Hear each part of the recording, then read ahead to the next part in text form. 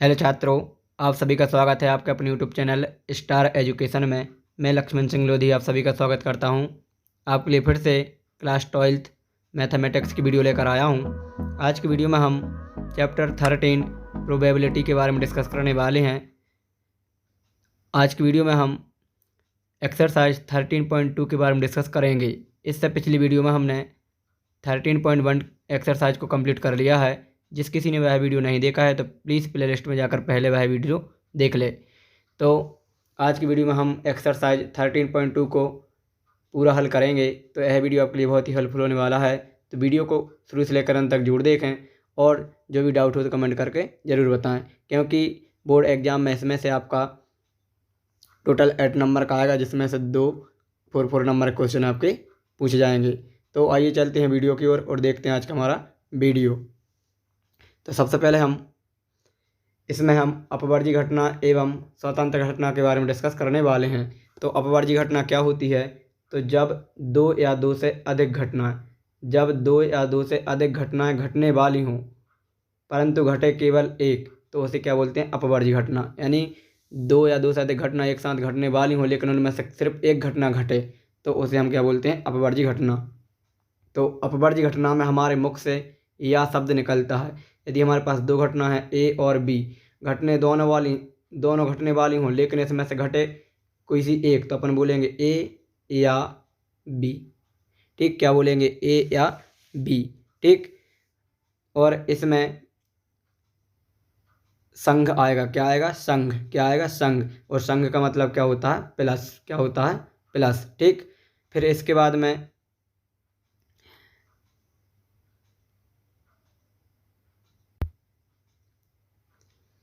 और इसमें जो ए सर्वनिष्ठ बी होगा वो हमारा फाई रहेगा। क्या रहेगा? फाई। तो पी ए सर्वनिष्ठ बी बराबर क्या रहेगा? 0। ठीक, तो इसकी प्रायिकता क्या होगी? 0। फिर इसके बाद आती है स्वतंत्र घटना। क्या आती है? स्वतंत्र घटना। तो स्वतंत्र घटना में क्या होता है कि जब दो या दो से अधिक घटना घटने वाली हों और सभी के चांस समान हो, मतलब सभी घटनाएं घटने की संभावना, मतलब सबके चांस बराबर हैं, तो उसे हम क्या बोलते हैं? स्वतंत्र घटना। ठीक, तो स्वतंत्र घटना में हमारे मुख से और शब्द का लोप निकलता है, मतलब और शब्द निकलता है। तो जैसे हम बोलते हैं ए और बी, यानी इसमें दोनों घटनाएं घटेंगी। ठीक, तो इसमें क्या होगा? पी ए सर्वनिष्ठ बी बराबर P A into P B. ठीक, क्या हो जाएगा? P A into P B. तो ये हमारा फॉर्मूला रहेगा, इस फॉर्मूले का हम यूज करेंगे। ठीक, तो इसके बाद अब हम एक्सरसाइज पर चलते हैं। तो एक्सरसाइज देखते हैं 13.2 और इसके हम क्वेश्चनों को सॉल्व करते हैं। तो एक्सरसाइज 13.2 का हमारा क्वेश्चन नंबर फर्स्ट है। लिखा हुआ है कि यदि पी ए बराबर 3/5 और पी बी बराबर 1/5 और ए तथा बी स्वतंत्र घटनाएं हैं। कैसी घटना है? स्वतंत्र, मतलब दोनों घटने के चांस हैं। तो पी ए सर्वनिष्ठ बी ज्ञात कीजिए। तो ए और बी स्वतंत्र घटना है, तो इसके लिए फॉर्मूला होता है पी ए सर्वनिष्ठ बी बराबर P A into P B. तो दोनों के मान रख के हम इंटू कर देंगे तो हमारा आंसर आ जाएगा 3/25। ठीक, फिर इसके बाद क्वेश्चन नंबर सेकंड लिखा है कि 52 पत्तों की एक गड्डी में से यादृच्छतः बिना प्रतिस्थापित किए, अर्थात बिना रखे, 2 पत्ते निकाले गए। दोनों पत्तों को काले रंग का होने की क्या प्रायिकता होगी? तो 2 पत्ते निकाले गए और उन्हें वापस नहीं रखा गया, तो इसकी हमें प्रायिकता बताना है। तो सबसे पहले हम लिखेंगे कि ताश की गड्डी में कुल पत्ते होते हैं 52। तो काले रंग के पत्तों की बात चल रही है, तो काले रंग के पत्ते हो जाएंगे हमारे 26। तो काले रंग वाला पत्ता निकालने की प्रायिकता, तो काले रंग का पत्ता निकालना, तो उसकी प्रायिकता क्या होगी? तो अनुकूल परिणाम 26 और कुल परिणाम 52। तो अनुकूल बटा कुल, तो हल करेंगे 1/2। पी ए बराबर हो गया 1/2। फिर इसके बाद आगे बढ़, तो उन्होंने क्या बोला था कि बिना प्रतिस्थापित किए। अब दूसरा पत्ता निकालना, क्योंकि 2 पत्ते निकालना है, तो एक पत्ता हम निकाल चुके हैं, अब दूसरा पत्ता निकालना है, लेकिन हमने पहला पत्ता वापस नहीं रखा। तो लिखा है एक पत्ता निकालने के बाद गड्डी में 51 पत्ते बचे, जिनमें सबका 25 क्या होंगे? काले रंग के पत्ते होंगे। ठीक, तो दूसरा काला पत्ता निकालने की प्रायिकता, तो अनुकूल परिणाम 25 और कुल हो गया 51। तो 25/51। अब दोनों घटना है तो बिना प्रतिस्थापित किए दोनों काले पत्ते निकालने की प्रायिकता, दोनों का हम क्या कर देंगे? इंटू, क्योंकि दोनों घटना कैसी हैं? स्वतंत्र हैं। तो क्या हो जाएगा? P A into P B, यानी 1/2 इंटू 25/51 हल करेंगे तो 25/102 आंसर हो जाएगा। ठीक, फिर इसी प्रकार क्वेश्चन नंबर 3 है। क्वेश्चन नंबर 3 में लिखा है कि संतरों के एक डिब्बे का निरीक्षण, उसमें से 3 संतरों को यादृच्छिकतः बिना प्रतिस्थापित किए हुए निकाल कर किया जाता है। यदि तीनों निकाले गए संतरे अच्छे हों तो डिब्बे को बिक्री के लिए स्वीकृत किया जाता है, अन्यथा अस्वीकृत कर दिया जाता है। एक डिब्बा जिसमें 15 संतरे हैं, जिनमें से 12 अच्छे हैं। अब अच्छे हैं तो उसे बेचेंगे, यदि खराब है तो नहीं बेचेंगे। और वह 3 संतरे खराब हैं तो बिक्री के लिए स्वीकृत होने वाली प्रायिकता, तो बिक्री के लिए बात चल रही तो हमें 12 संतरों से हल करना है क्वेश्चन, क्योंकि अच्छे हैं तभी संतरे को हम बेचेंगे।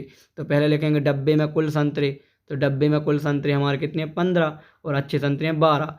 तो पहला संतरा निकालेंगे तो इसकी प्रायिकता हो जाएगी 12/15।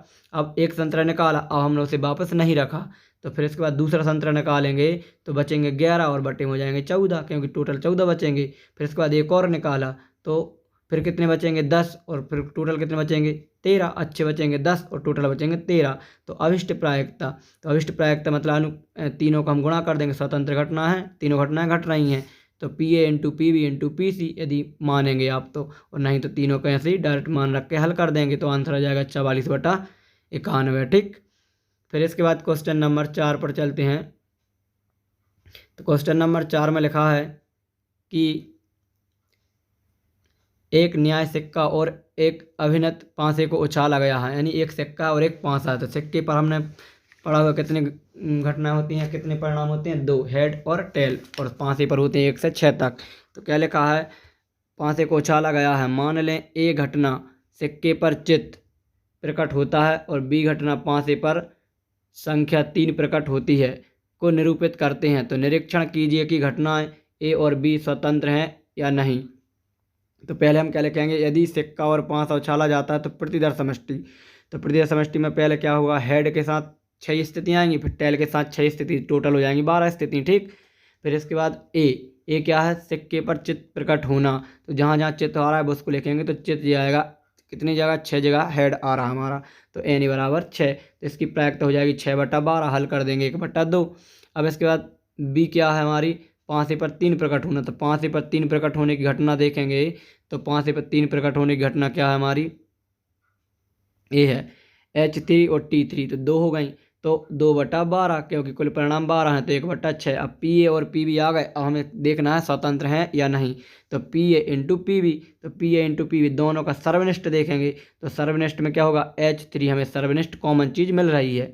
सर्वनिष्ठ का मतलब कॉमन चीज़, ए और बी में दोनों चीज़ों में क्या सर्वनिष्ठ मिल रही है, H3, तो अनुकूल परिणाम होगा 1 और कुल परिणाम 12, तो 1/12। अब P A into P B यदि हम हल करेंगे और 1/12 आ जाएगा तो हम कह देंगे स्वतंत्र, नहीं तो नहीं है। ठीक। तो P A into P B का हल करेंगे तो 1/12 हमारा राइट आंसर आ जाएगा। तो देखिए पी ए सर्वनिष्ठ बी बराबर क्या होता है, P A into P B, तो दोनों के मान बराबर आ गए, तो हम कह देंगे कि ए और बी की ऐसी घटना है, स्वतंत्र घटनाएं हैं। ठीक। इसी प्रकार क्वेश्चन नंबर 5 है। क्वेश्चन नंबर 5 में लिखा है कि एक पांसे पर 1, 2, 3 लाल रंग और 4, 5, 6 हरे रंग से लिखे गए हैं। इस पांसे को उछाला गया है, मान लें ए घटना सम संख्या, बी घटना लाल रंग से लिखी गई है को निरूपित करते हैं, क्या ए और बी स्वतंत्र हैं। तो पहले लिखेंगे कि घटना ए सम संख्या, तो घटना पांसे पर 2, 4, 6 सम होंगी तो अनुकूल हो जाएंगे 6। ठीक। और कुल परिणाम होती हैं 6, तो 3/6 यानी 1/2। अब 1, 2, 3 को लाल रंग से और 4, 5, 6 को हरे रंग से लिखा गया है, तो बी क्या हमारी लाल रंग है, तो लाल रंग में कितने हैं 3, तो इसका भी कितना हो जाएगा 3/6 यानी 1/2।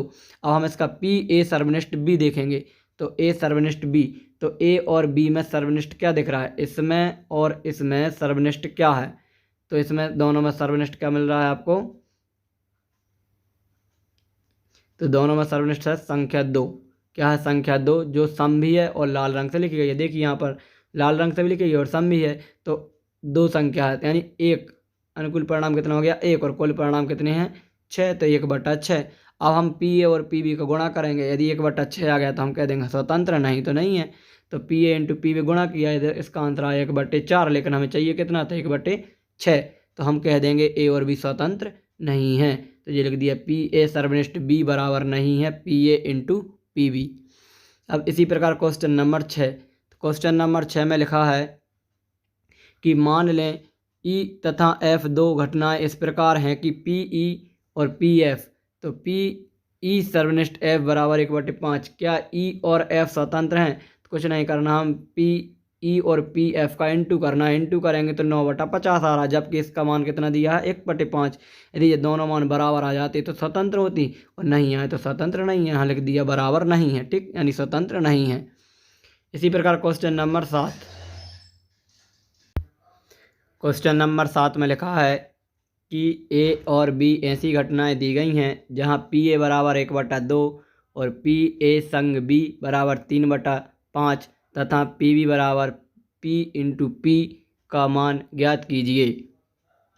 यानी पी दिया और पी का मान उन्होंने पूछा है। नंबर 1, घटनाएं परस्पर अपवर्जी हैं, और नंबर 2, घटनाएं स्वतंत्र हैं। तो पहले जो दिया है हम उसको लिखेंगे।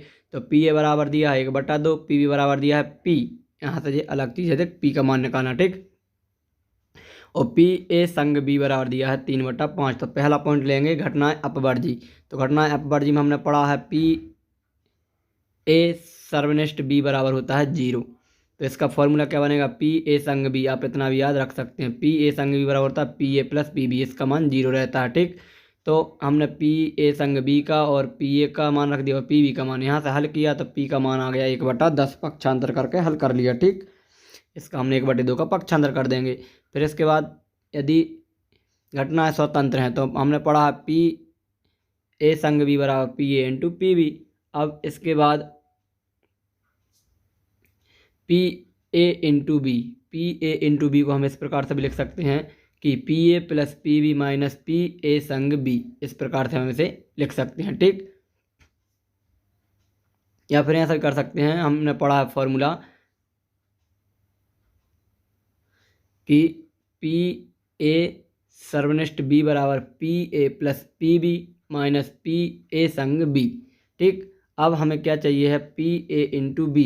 पी ए इंटू बी हम क्या करेंगे, यहाँ से जो मान है हमारा, इसका मान उठाकर हम इसके यहाँ पर रख देंगे। तो पी ए इंटू बी बराबर हो जाएगा P A plus P B 1 minus P A संग बी, यानी समीकरण 1 और 2 नाम देकर इनकी तुलना कर लेंगे। एल एच एस बराबर है तो आर एच एस भी हम क्या कर देंगे, बराबर में लिख सकते हैं ये। अब इसमें हम सबके मान रख देंगे। मान रखेंगे तो यहाँ से हम पी को इसको हल करेंगे तो हमारा पी का मान निकलेगा। एक साइड कर लेंगे पी पी वाली संख्या, इनको इसको हल करेंगे तो यहाँ से हमारा पी का मान निकल के आएगा 1/5। यहाँ आपको क्या करना है, समीकरण 1 और 2 नाम देके इनके एल एच एस बराबर हैं तो आर एच एस आप बराबर रख सकते हैं। ये फॉर्मूला आप याद रखना, ठीक, ये वाला। फिर इसके बाद में क्वेश्चन नंबर 8। क्वेश्चन नंबर 8 में लिखा है कि मान लें ए और बी स्वतंत्र घटनाएं हैं।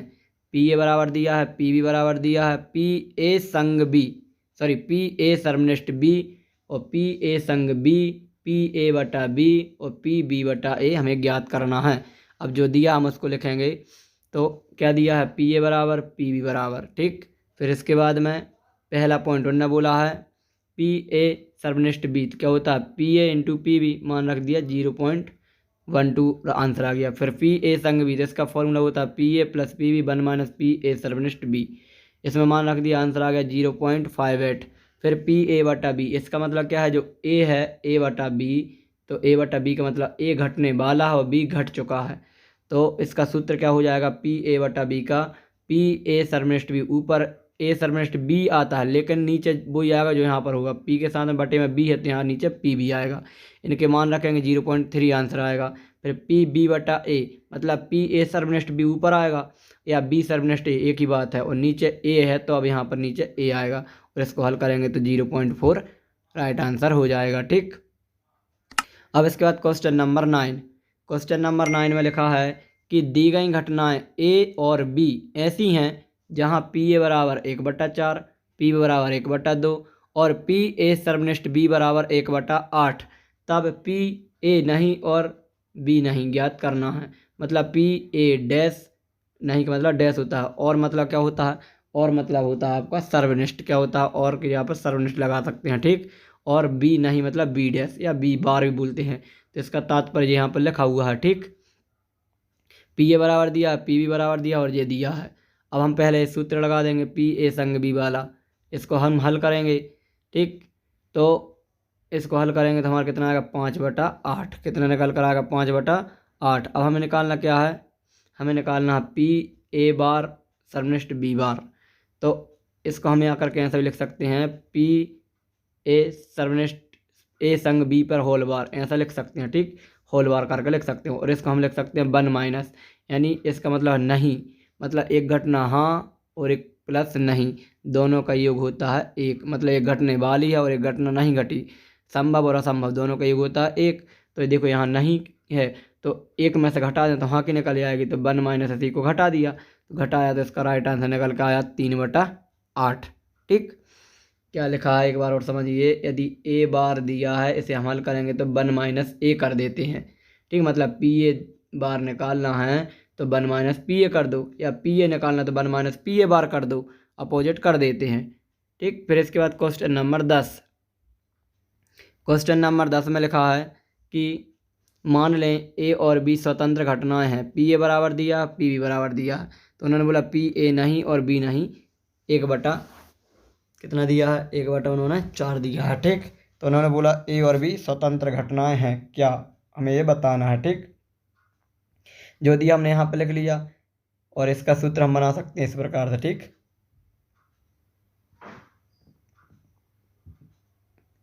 इसके बराबर में जे होता है। ठीक, होल बार लगा देते हैं और सर्वनिष्ठ का संग हो जाता है। अब इसको हम इस प्रकार से लिख सकते हैं, जे पी ए संग बी नहीं का मतलब है 1 माइनस पी ए संग बी। तो इस ए संग बी का सूत्र क्या होता है, जो नीचे लिखा हुआ है, जो लिखा है P A plus P B 1 minus P A सर्वनिष्ठ बी। ठीक, एक side P A plus P B होता है और एक साइड होता है पी ए संग बी प्लस पी ए सर्वनिष्ठ बी। अब किसी एक मान निकालना तो हम पक्षांतर कर देते हैं, तो इसका फॉर्मूला ये नीचे बन जाएगा। अब इसमें सबके मान दिए, हम मान रख देंगे, हमारे यहाँ से मान इसका निकल जाएगा। ठीक, तो हल करेंगे, इसका मान निकल कर आएगा 1/3, क्योंकि इसका मान जो दिया है पी 1 का 1, पी ए का दिया, पी बी का दिया, इसका हमें निकालना है तो निकल आएगा। तो कितना आएगा, 1/3 निकल कर आ जाएगा। ठीक, इसके बाद में उन्होंने क्या बोला था, स्वतंत्र घटना है या नहीं, तो स्वतंत्र घटनाओं के लिए P A into P B करते हैं, तो P A into P B किया तो कितना आया, 7/24। जबकि हमारे यहाँ पर पी ए सर्वनिष्ठ बी कितने निकल कर आया, 1/3। अब अलग अलग है तो हम कह देंगे ए और बी स्वतंत्र घटनाएं नहीं है, एक सा होता तो स्वतंत्र घटनाएं होती। ठीक, अब इसके बाद में क्वेश्चन नंबर 11 लिखा है कि ए और बी स्वतंत्र घटनाएं दी गई हैं, जहाँ पी ए बराबर 0.3, पी बी बराबर 0.6। तो ज्ञात करना है पी और बी, ए और बी, फिर पी ए और बी नहीं, फिर पी ए या बी, और फिर पी ए और बी में कोई भी नहीं। तो पहले जो दिया हमने उसको लिख लिया। ठीक, इसके बाद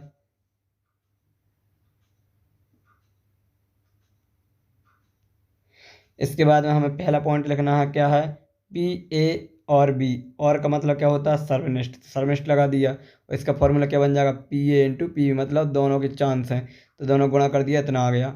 फिर पी ए और बी का ये राइट आंसर आ गया। फिर दूसरा पॉइंट है पी ए और बी नहीं, ए तो है लेकिन बी नहीं है, बी नहीं है तो 1 माइनस कर सकते हैं इसको, या फिर इस प्रकार से भी लिख सकते हैं, पी ए और माइनस पी ए सर्वनिष्ठ बी, मतलब पी ए है तो है लेकिन बी नहीं है तो हम इस प्रकार से घटा देते हैं, या फिर 1 माइनस पी बी कर दो, बी नहीं है तो 1 माइनस पी बी कर दो, 1 में से घटा दो, तब भी राइट आंसर आपका आ जाएगा।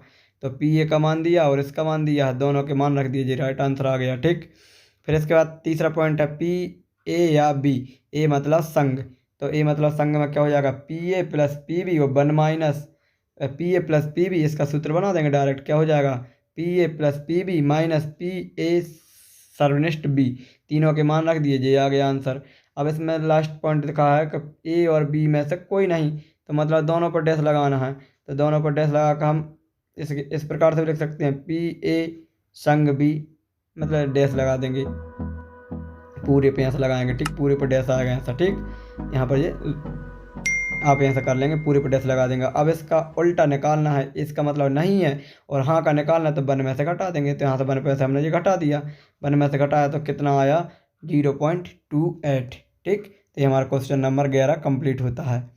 इसके बाद क्वेश्चन नंबर 12, क्वेश्चन नंबर 12 में लिखा है कि एक पासे को 3 बार उछाला जाता है तो कम से कम एक बार विषम संख्या प्राप्त होने की प्रायिकता ज्ञात कीजिए। कम से कम एक बार बोला है उन्होंने, ठीक।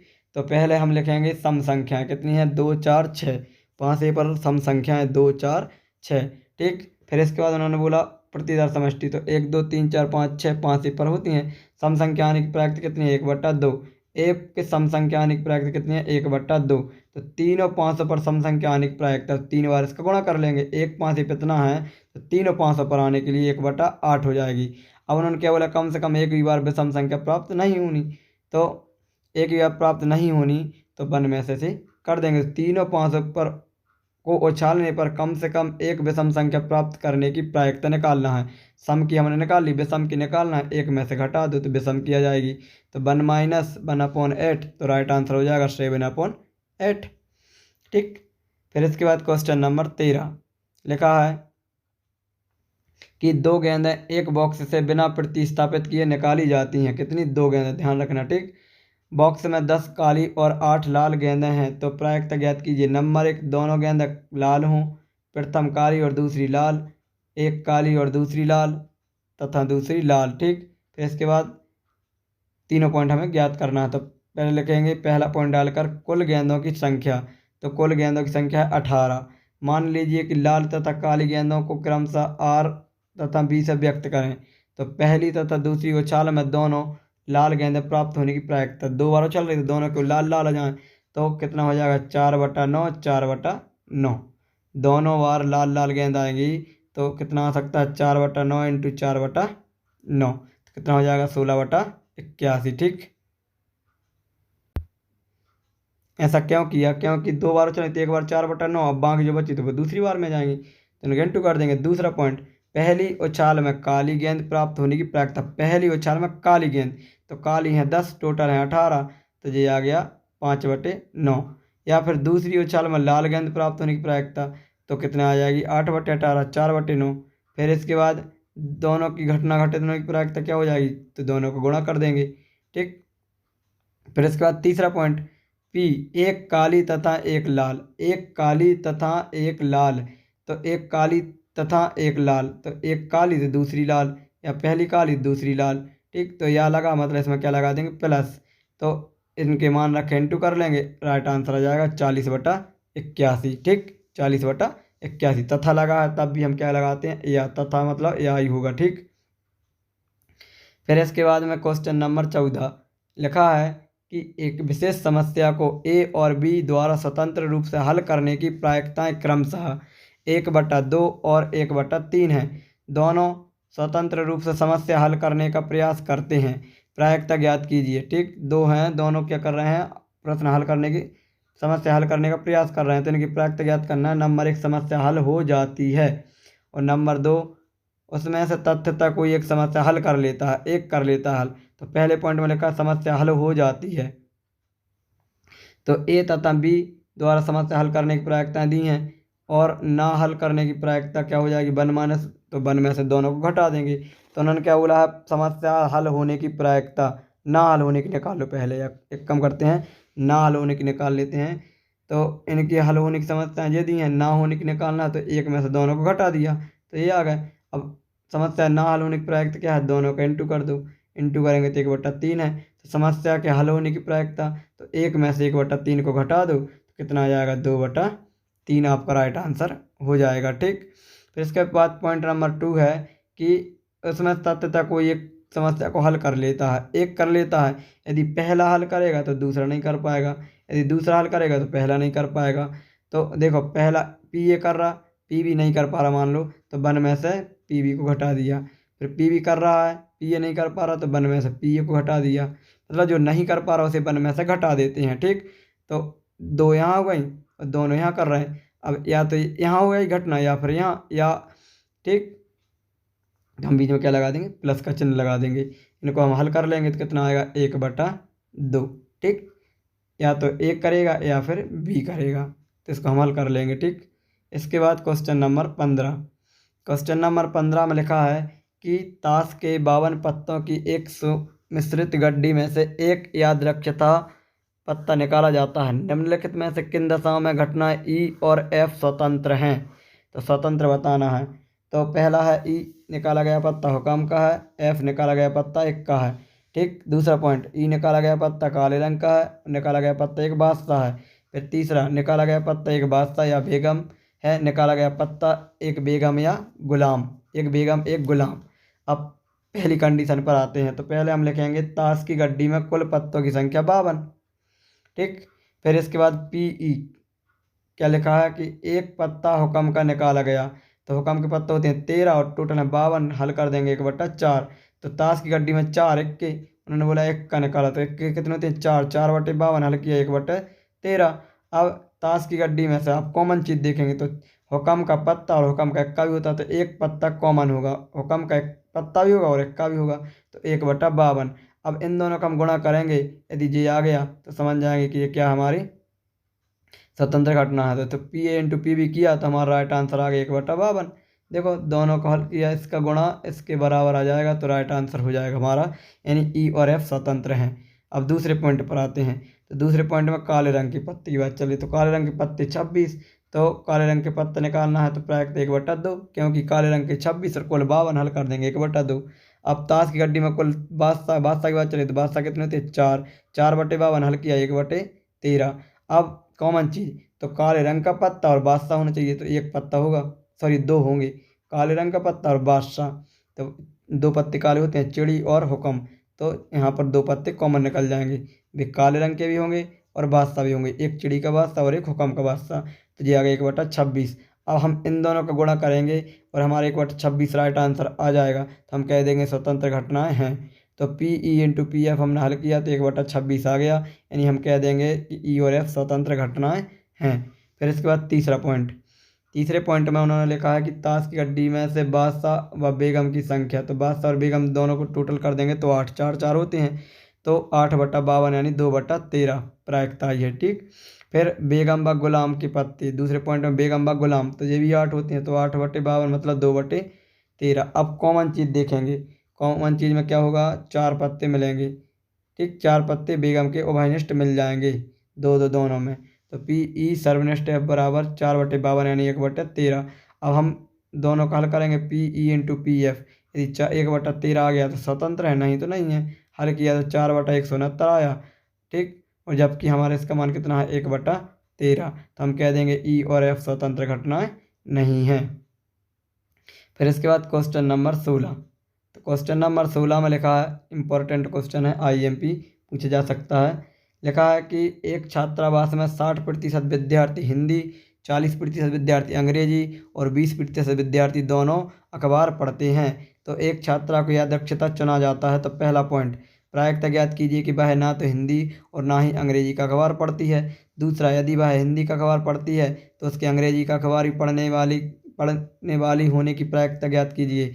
और तीसरा, यदि वह अंग्रेजी का अखबार पढ़ती है तो उसके हिंदी अखबार भी पढ़ने की प्रायिकता ज्ञात कीजिए। तो पहला हम लिख लेंगे, माना हिंदी H, अंग्रेजी E के अक्षर द्वारा व्यक्त करते हैं। ठीक, तो PE बराबर 60%, हल किया 0.6, और PE बराबर 40%, हल किया 0.4। तो PH सर्वनिष्ठ E, तो H सर्वनिष्ठ E, तो दोनों कॉमन चीज कितनी है 20%, इसका निकाला कितना आ गया 0.2।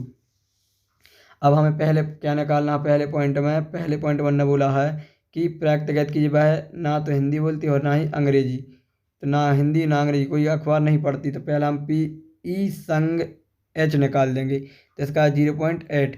अब दोनों नहीं पढ़ रही तो 1 में से इसको हम माइनस कर देंगे, 1 में से माइनस करेंगे तो कितना आएगा 0.2 और या 1/5। फिर इसके बाद स्पष्ट है कि 1/5 अर्थात 20% विद्यार्थी अखबार नहीं पढ़ते। फिर दूसरे पॉइंट में लिखेंगे, यदि वह अंग्रेजी पढ़ती है तो हिंदी का अखबार भी पढ़ती है। तो PE/H मतलब क्या लिखा, अंग्रेजी का अखबार पढ़ती है तथा हिंदी का अखबार भी पढ़ती है। तो हिंदी का अखबार पढ़ती है मतलब पढ़ चुकी है, अब अंग्रेजी का अखबार पढ़ रही है तो उसके प्रायिकता निकालना। तो E है तो PE सर्वनिष्ठ H, और बटे में नीचे H है तो यहाँ भी H ही आएगा। तो इन दोनों के मान रखेंगे 0.2/0.6, हल करेंगे 1/3। फिर तीसरे पॉइंट में C.1 ने बोला है कि यदि वह हिंदी का अखबार पढ़ती है तो अंग्रेजी के अखबार ही पढ़ती होगी। तो अंग्रेजी अखबार पढ़ती है, ये बटा में आने लगेगा, और ये पढ़ती है इसके हमें निकालना है। तो क्या हो जाएगा H/E। इसका हो जाएगा फॉर्मूला PH सर्वनिष्ठ E/PE। इन दोनों के मान रखेंगे तो 1/2 इसका राइट आंसर हो जाएगा। ठीक, इंपॉर्टेंट क्वेश्चन था। फिर इसके बाद क्वेश्चन नंबर 17 में क्या है, ऑब्जेक्टिव टाइप क्वेश्चन आ गया। लिखा है कि यदि पाँचों का एक जोड़ा उछाला जाता है तो प्रत्येक पाँचे पर सम अभाज्य संख्या प्राप्त करने की प्रायिकता निम्नलिखित में से क्या होगी। तो सम संख्या, सम अभाज्य ये दो ही अकेली है, सम भी है और अभाज्य भी है। ठीक, तो सम अभाज्य प्राप्त होने की प्रायिकता 1/6, क्योंकि 5 को उछाला गया है तो 1/6 हो जाएगा। अर्थात दोनों 500 को उछालने पर सम अभाज्य संख्या प्राप्त होने की प्रायिकता दोनों 500 पर, तो 1/6 इंटू 1/6 तो 1/36। तो इसका right answer option number D हो जाएगा। ठीक, क्वेश्चन नंबर 18, ये भी ऑब्जेक्टिव टाइप क्वेश्चन है। लिखा है कि दो घटनाओं ए और बी को परस्पर स्वतंत्र कहते हैं यदि ए और बी परस्पर अपवर्जी हैं, यदि पी ए डैश सर्वनिष्ठ बी डैश बराबर 1-PA और 1-PB। बिल्कुल राइट आंसर, मतलब ए डैश मतलब 1 में से घटा देंगे और बी डैश मतलब 1 में से घटा देंगे, तो इसका option number B right answer हो जाएगा। ठीक, फिर इसके बाद में तो ये हमारी एक्सरसाइज 13.2 कंप्लीट होती है। तो आज की वीडियो में इतना ही। मैं उम्मीद करता हूँ कि आप सभी को हमारा यह वीडियो पसंद आया होगा। यदि वीडियो पसंद आया हो तो वीडियो को लाइक करना ना भूलें और अधिक से अधिक बच्चों के लिए यह वीडियो शेयर ज़रूर कर दें ताकि प्रत्येक बच्चा इस वीडियो का लाभ ले सके, क्योंकि MP बोर्ड में 13.2 में से एक क्वेश्चन ज़रूर पूछा जाएगा, वो भी 4 नंबर का। तो आप इसको अच्छे तरीके से तैयार कर लें और जिस भी क्वेश्चन में कमेंट हो, डाउट हो तो कमेंट करके ज़रूर बताएं। तो आज की वीडियो में इतना ही, मिलेंगे नेक्स्ट वीडियो में, तब तक के लिए जय हिंद, जय भारत।